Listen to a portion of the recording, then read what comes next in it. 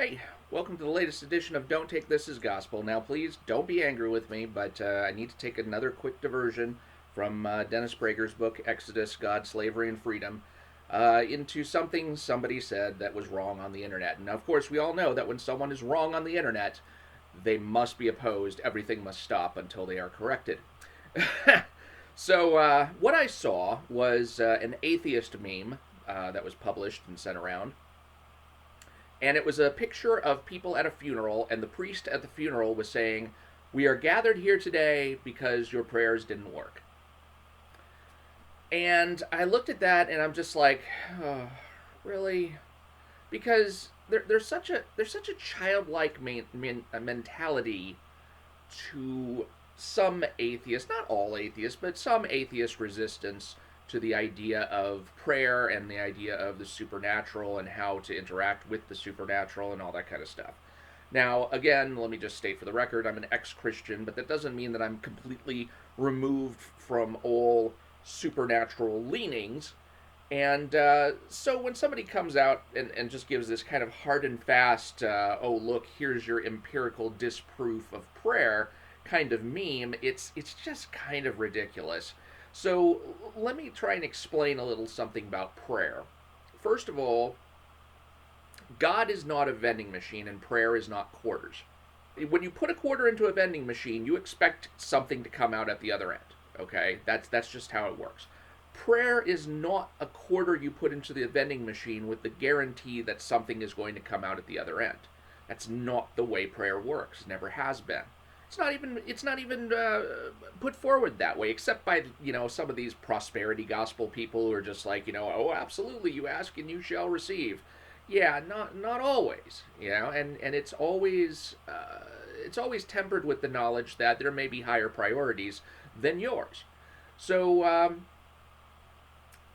if you want to have a more proper understanding of praying and what prayer is supposed to accomplish, then think more in terms of a child asking its father. Because, I mean, seriously, the New Testament puts it in exactly those terms. Our Father who art in heaven. Yeah, well, what does it mean? It means when you're praying, you're asking your heavenly Father for something. Well, imagine you're a child in a store with your father. You're walking down the aisles, and you see some candy, and so you say, "Daddy, can I have that? I want that. Can I have that?" So either your father is going to pick up the candy and give it to you, or he's not. Now, if he does, great. You asked your dad for something and you got it. If he doesn't give it to you, well, what then? Does that mean your father doesn't exist? Well, no. I mean, even the child is smart enough not to go through that kind of logical perturbation. Nobody says that the dad doesn't exist if the dad says no. But that's kind of the atheist kind of mindset. It's like you think it's supposed to be some kind of scientifically empirical, pray and things improve by this much versus that much kind of thing. Uh, but it really depends on the father. It depends on what the father wants to do. It depends on what the father's own priorities are. It depends on what's best for you as the child, given that you don't know all of the complexities of life as a child, and even as an adult, you don't know all the complexities of life as an adult. That's one of the first lessons that I learned when I was growing up in the workforce and realizing that the people around me were basically children with more adult responsibilities, but still children nonetheless. We didn't have it all figured out, and you'll never have it all figured out. So when someone who does have it all figured out says no to you for some kind of response, in some kind of response to your petition, well, that doesn't mean that that person doesn't exist. It just means that that person may have had other things in mind for you, or reasons that, maybe that money needed to be spent somewhere else. Maybe that, you shouldn't have that kind of candy because it'll rot your teeth. I mean, these are not the concerns of a child, but they're the concerns of an adult, and the adult in the room needs to be able to say no to the child. That doesn't mean the adult doesn't exist. It just means that the adult has more knowledge of the situation and higher priorities than you do. You just have to trust that the adult knows what's best. And I think that's a part that atheists have trouble with too. I mean, I think was it Michael Shermer who said that his break with faith came after his girlfriend had suffered a devastating injury in a skiing accident and God wouldn't heal her. It's like, well, God doesn't heal all wounds. We know that. We know that. It doesn't heal the wounds of the faithful. It doesn't heal the wounds of people who might seem the most deserving. Bad things happen to good people. That's just the story of life. But that doesn't mean God doesn't exist. Now, you do have to realize that on the flip side, if you pray for something and you do receive it, does that mean God does exist? Well, I mean, it's really no proof of that either. So you have to kind of make sure you have a balance on that side. I mean, the only thing that you've done in wanting something and praying for it and then receiving it is adding your prayer to the sequence of coincidence. And let me see if I can give you an example of that. There was this one time that I was in a situation where I was doing something that was ethically questionable. And I don't even know if I saw it as ethically questionable at the time. But I was doing it, I was enjoying it, and I, didn't want to stop. Now, on this particular night, I prayed for spiritual guidance. And it wasn't a specific prayer. I wasn't praying for spiritual guidance about this particular thing. I was just praying for spiritual guidance, generally speaking. I wasn't asking for anything, but I was asking for direction. And the next day, I got two very clear indications that what I was doing, this activity that I was engaged in that I enjoyed very much, was an ethically questionable activity, and that I should stop. And I remember thinking at the time,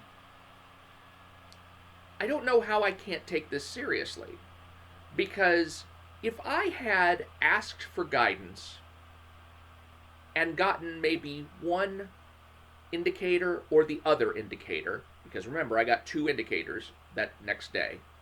If I had gotten one indicator or the other indicator, I probably could have taken that as a coincidence. Prayed for guidance, seems like I got it, but can you really say that for sure? But the fact is I got two indicators. Now, the other thing is, let's say I got those two indicators, but I didn't pray for guidance the night before.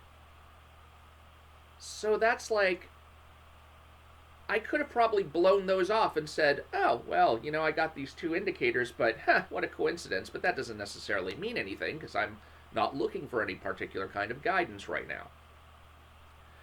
So the fact that I was looking for guidance, combined with the fact that I got these two different indicators, made for a substantial reinforcement of the idea that this activity I was engaged in was ethically questionable and should discontinue. And so I discontinued it. At great personal pain to myself, but at the same time, it was something I had to do. So, what does prayer accomplish in that respect? Prayer does sort of accomplish a kind of self-reinforcing coincidence loop. It kind of creates a coincidence where there might not have been one before. Let's say that somebody prays for a new job and all of a sudden the new job opportunity appears. You would look at that as an answered prayer. But if you hadn't made the petition, would that job opportunity still have arisen? It's entirely possible.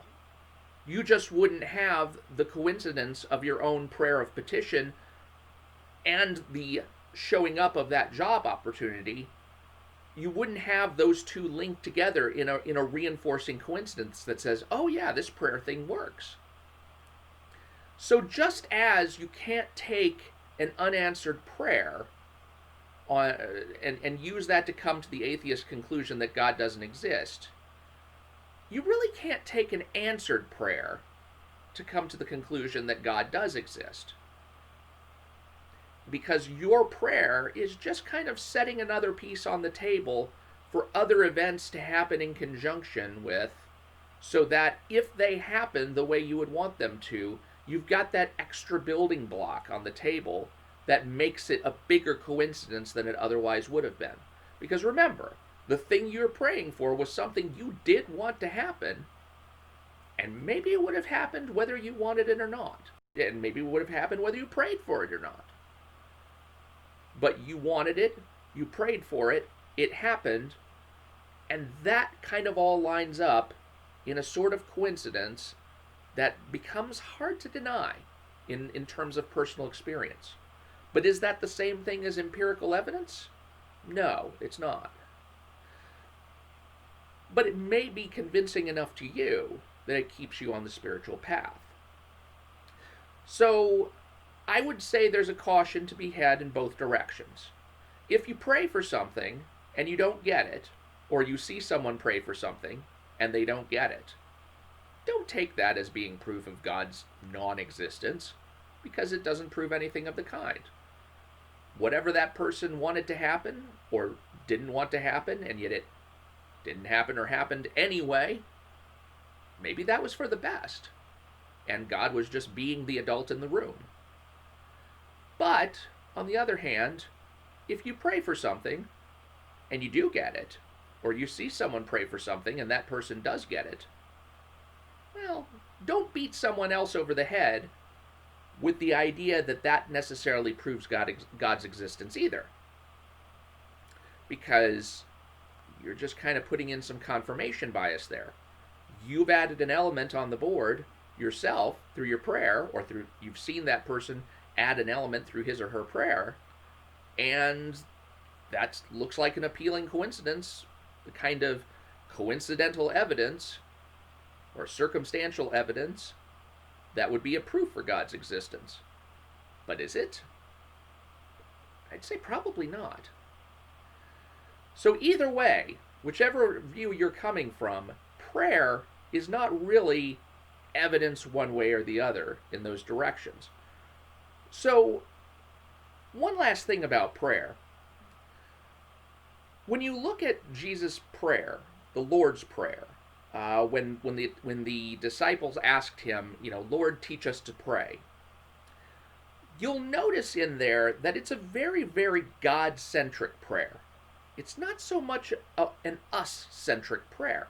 It starts out, Our Father who art in heaven, hallowed be thy name. So the first part of it is basically a remembrance of God's holiness. It centers your mind on God. And then it says, Thy kingdom come, thy will be done on earth as it is in heaven. Now, none of that so far has anything to do with you, the petitioner. So there's nothing so far that is talking about you yourself. It's all about God. And that's where your mind is supposed to be, on God. When you're praying, and you're praying to God, God comes first, not you. Now the next thing is, give us this day our daily bread, and forgive us our debts, as we forgive those who are indebted to us. All of this talks about physical and spiritual necessity. This is all talking about needs, not wants. And it goes further. And do not lead us into temptation, but deliver us from evil. Again, this is all about focusing on the important things. And if you focus on the important things, making sure you have enough sustenance to get you through the day, making sure that you have no debts on the table in terms of what you owe to other people or what you may owe to God, making sure that you're avoiding temptation and staying away from evil to the most of your ability, then if you've gone through all that and you know that you're clear in all those regards, you've got a proper conception of God, your will is aligned with God's will, and you want to see God's will carried out in the world, your daily needs are being met on both a physical and a spiritual basis, you are doing your best to keep yourself out of trouble, then, then you have room to make your petition and say, I've got all my ducks in a row. Here's what I want. And you may get it, you may not. But the most important parts of those prayers, the sections of that prayer, is the aligning of yourself with the will of God. The aligning of yourself with making sure that you are focused on heavenly things and earthly things to the degree that you should be before you're focused on your own personal wants. There's actually a section in the New Testament, I believe it's the book of James, in chapter 1, where he says, you have not because you ask not, and if you ask wrongly. If you make sure that you are completely aligned with the will of God by going through the first portions of that prayer and making sure that you have your head on straight, then you will not ask wrongly at the bottom. That's the supposition there. But there's a lot of us who do ask for things wrongly. We ask, as James says, to satisfy our own lusts, not because it's the right thing to ask for. We want to satisfy ourselves, and so we don't get what we want because those are the things that we shouldn't have in the first place. So, the value of prayer properly done, is not necessarily that we get what we want. The value of prayer properly done is that we align ourselves with God and we commit ourselves to acting right. And then maybe on top of that, we'll get what we want. But that's not the most important thing. And remembering that you're not the most important thing is one of the most important aspects of prayer. I'm Mike Partika. Thank you for taking the time out with me on this little excursus again from Dennis Prager's book, God, Slavery, and Freedom. We will hopefully get back to that next time, so long as somebody else does not become wrong on the internet. So hopefully we will get through. I'll start making some videos. I think what I should do is probably turn off Twitter and Facebook and all these things for a while and just go heads down into the book. Let's just go ahead and get through chapter 20. You know, I've got a weekend coming up. Let's go ahead, get it done, crank it out, get all the videos on the table, and then, you know, if I want to get into any more excursions, I can do that between books. So fingers crossed. I'm Mike Partika. Please do subscribe for later updates, and I will talk to you later.